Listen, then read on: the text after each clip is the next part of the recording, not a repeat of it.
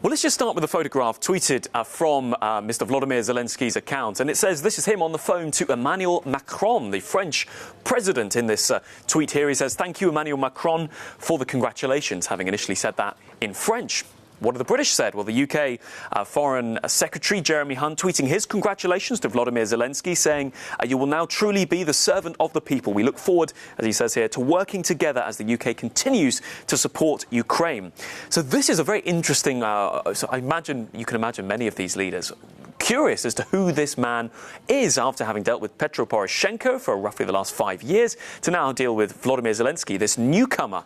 How will it affect ties with the West? Very interesting. Well, Jean-Claude Juncker, the president of the European Commission, I suppose from a higher EU perspective, you could say, on all this, well, he's tweeted his congratulations and a full congratulatory letter here saying the people of Ukraine have demonstrated their strong attachment to democracy and the rule of law. The EU will continue to support Ukraine's path of reform and sovereignty. That picked up by Donald Tusk, the president of the European Council. That is where the leaders of the nation states of the European Union. Tweeting here a bit of a shorter message again, saying here it's Ukraine's path of reform and its sovereignty, independence and territorial integrity, praising Ukraine for having taken this path through these elections, saying the EU will continue to support it.